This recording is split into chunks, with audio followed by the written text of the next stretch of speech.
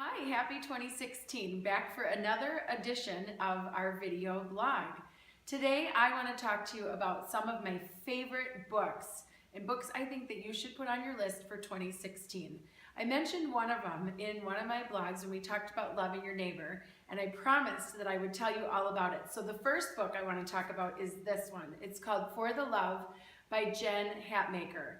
I love the cover, but really what's inside it is amazing. She is such a good author, and really the reason I love it is because she addresses loving other people in your life. She talks about loving your church community, loving your neighbors, loving your family, loving your husband, and loving yourself. She's got it all in this book, and she is hysterical. So you will really enjoy it. It's a great read, and then you can follow her too on Facebook because she's super funny. The next book that I want to talk about is one that really impacted me last year. It was given to me by a dear friend. It's called Hiding in the Light by Rivka Berry. And many years ago, she was in the news because she left her family and her Muslim faith at the risk of being killed to follow Jesus. And it's a quick read, and it's her personal story of how hard it was to walk away from her family. But she loved God so much that she was willing to do it. And I'll tell you, it really rocked my faith and made me think, if I had to give up everything that I knew to be comfortable to follow Christ, would I be willing? And she is. And so it really is about the love of Christ. So great, so deep, so wide, that she would give up anything. And her journey is amazing. The next book I want to talk about is a book by a dear friend of mine. Her name is Michelle Cachat. And her book is called Undone.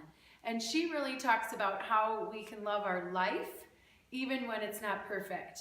And I love the hope that comes out of this book. She has a huge, multiple struggles that go on in her life. And I know her personally, and I know how amazing she is and how great her faith is.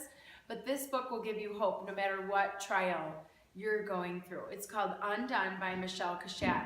And she just put out an amazing journal that goes with it, the Undone Journal. And it gives scripture verses on every page and room to write. I want to be sure you know that I am getting no money for any of these recommendations. I just believe in these books so much that I want you to know how great they are and that you should consider reading them in 2016. And as someone who is currently about to embark on writing my own book called Alongside, I really just believe in great writing. So I want you to pick up these books and enjoy learning about loving God, each other, your neighbors, yourself, your life in 2016.